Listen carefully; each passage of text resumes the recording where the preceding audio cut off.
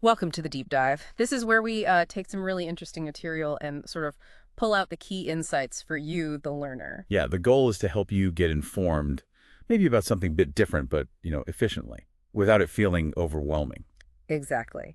So today we're looking at excerpts from a Morning Murli. It's dated May 5th, 2025. Right, and it offers a very specific spiritual viewpoint. So our mission, if you like, is to understand the main messages, the kind of unique worldview in this particular text. What might make you pause and think, huh, okay. And, well, the first thing that really grabs you is this central idea, this feeling they call an intoxication. Intoxication, okay. Yeah, the intoxication of constantly remembering you're a Brahmin of the confluence age. That's the core identity here. Confluence age. Okay, let's unpack that a bit. What does the Murli say that means? Well, it's described as this very special time period, sort of a bridge A bridge between what? between the old Iron Age, which is seen as ending, and the coming Golden Age, a new beginning. Got it. So this intoxication is about being aware you're in this transition. And you mentioned remembering someone. Right, constantly remembering that Baba, who they see as the one everyone prays to, is actually personally present right now during this specific age. Wow, okay. That's a pretty significant claim. Present now. It really is.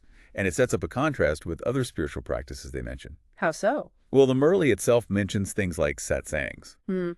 gatherings where maybe people chant Wahguru, or the name Rama, common devotional practices. Right, I see. So how does this remembrance differ?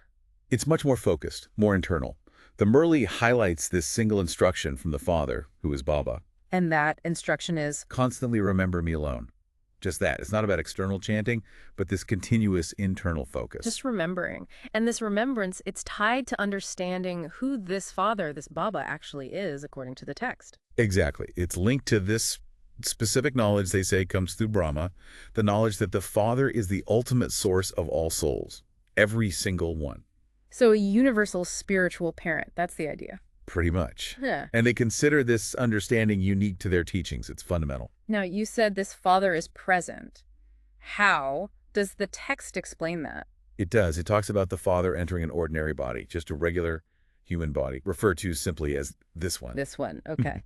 And this body has a name associated with it. Yes, it's called the Lucky Chariot. Quite a vivid term, isn't it? It is Lucky Chariot. And they seem keen to clarify what this isn't, right? Absolutely. They specifically say, look, this isn't Shankar, from the Trinity. Hmm. And it's not like those images of God riding a bull. So they're drawing a clear line, setting their understanding apart from other traditions or imagery. Very much so. It emphasizes a direct, personal way the divine interacts, according to this view, through this specific individual. Okay, let's go back to those ages you mentioned. Iron, Golden, and this Confluence Age. Can we explore that timeline a bit more? Sure. So the Iron Age is the current declining era. The Golden Age is the perfect future era. And the Confluence Age is now the critical transformation period. And the Murli talks about different kinds of people in these ages, something about true and false. Yes, it makes that distinction. True, human beings belong to the Golden Age, characterized by purity and divinity. And false ones, well, they're associated with the Iron Age, the current state of impurity. That's quite a stark contrast. And how do they connect this to the physical world? You mentioned images. Right. They suggest that really ancient images, the oldest ones you can find, are actually like remnants or echoes of those true beings from the Golden Age. So physical evidence, in their view, of that past perfection. Kind of like historical snapshots, yeah. It's their way of interpreting these artifacts within their framework. And looking forward, what about the future? Does the Murli talk about seeing the Golden Age? It does. It mentions visions, specifically for those who have accurate yoga. Accurate yoga? What does that mean here? Like physical postures? No, not really. Here, yoga means that intellectual connection, that remembrance of the Father we talked about. So accurate remembrance leads to these visions. And what are the visions of? They're described as glimpses, previews of the new Golden Age kingdom. And it gets quite detailed, mentioning things like schools, how people will rule. Mm-hmm. It's not just a vague paradise. So a structured future world. And getting these visions seems tied back to that core practice. Absolutely. It's all about remembering the goal, the land of peace, which is the soul world, and the land of happiness, the Golden Age, and crucially, maintaining that remembrance of the Father. Even while you're busy with everyday life, like working or running a business. Especially then, yes. Yeah. It's not about stopping your life, but about weaving this awareness into it, transforming your consciousness while acting in the world. So for you listening, the learner, does that resonate? The idea that your inner focus can change how you experience everyday activities. It's a key part of the transformation process they describe, which brings us to how that change happens. The Murli lie talks about souls becoming impure. Impure over time, through many lives. Exactly. And the Father's role is the purifier, the one who helps souls return to their original pure state. And this involves a long journey, right? Something about 84 births. That's the concept, yes. Souls go through a cycle of 84 births, gradually losing their purity, and then the Father comes at the confluence age to teach them how to become pure again. Through remembrance. Through remembrance, that's the method. And understanding this whole cycle, this journey, is part of becoming Trikaldarshi. Trikaldarshi, what does that mean? It means having knowledge of the three aspects of time, the beginning, the middle, and the end, seeing the whole cosmic picture. Like having the map of time. In a way, yes. And the directions on that map come through Shramat. Shramat, another key term. Yes. Shramat means the elevated directions or guidance of the Father. And the main direction is, let me guess. Yes. Remember me alone. That's the core Shramat. Of course. And the Murli gives an example of this, right? Someone getting guidance. It does. Someone receiving Shramat, having visions, and being told, basically, claim your inheritance, the Golden Age, and renounce the Old World, the Iron Age. So practical life choices based directly on the spiritual guidance. Definitely. It's about acting on that understanding, which even extends to, well, food. Food. How does food fit in? There's this concept of Brahma Bhujan. It's food that's prepared by these Brahmins, meaning those who are in remembrance of Shiv Baba. The Father. Yes, while they're cooking in what's called Shiv Baba's bandara, or kitchen.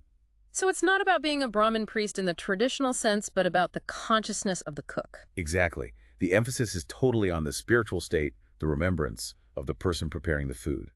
It shows how deeply this inner connection is meant to permeate everything. That's quite unique. And this inner connection, this yoga or remembrance, it can become very powerful. The Murli mentions something about silence and gaze. Yes, it talks about the potential for advanced practitioners, those really deep in yoga, to create a profound dead silence. Just with their drishti, their gaze, just by looking, they can apparently create this stillness. It's presented as a sign of their inner power and stability. Wow. And they distinguish this kind of remembrance from other forms of silence. They do. The text explains that becoming bodiless in remembrance, meaning identifying purely as a soul, separate from the body, is the true remembrance. It contrasts this with the silence practiced by, say, sannyasis, suggesting it's a different quality of inner experience. A focus, a connection, not just an absence of thought or sound. Precisely. And the soul itself, the entity doing the remembering, is described as, incredibly small. Very tiny, the text says. Yes. And the whole transformation is seen as quite miraculous, going from having a stone intellect caught up in the material world to having a divine intellect, awakened and pure. All through remembering the Father, who interestingly is described as being the Father, the teacher, and the guru.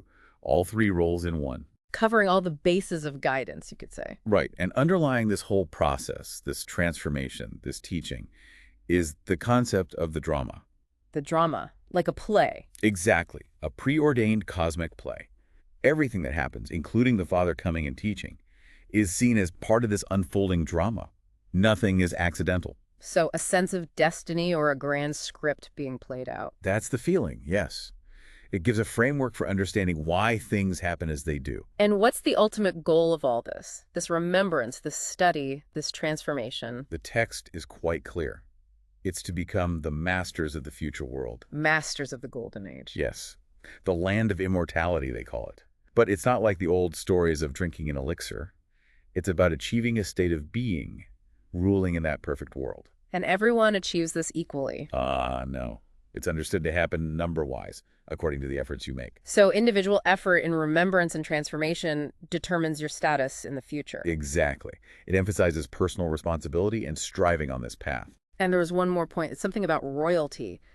An aviact signal. Yes, the aviact signal mentioned encourages imbibing the personality of spiritual royalty and purity. Spiritual royalty. What does that entail? It seems to mean carrying yourself with a kind of inner dignity, cleanliness of thought, and self-respect that comes from that pure consciousness. And this has an effect. The idea is that this quality naturally attracts others and also acts as a kind of protection, liberating you from negative influences or consequences. It's the outward expression of that inner state. Okay. So wrapping up this deep dive, we've touched on quite a lot from this Murli excerpt. We have the focus on this specific confluence age, the absolute centrality of remembering the Father, this unique view of cosmic cycles, time, history. The idea of souls becoming impure and then purified again, the role of the Father, the lucky chariot, the drama. And the ultimate potential for not just personal change, but becoming masters of a future golden age. Hopefully for you, the learner, this has offered some, well, interesting perspectives, maybe spark some curiosity or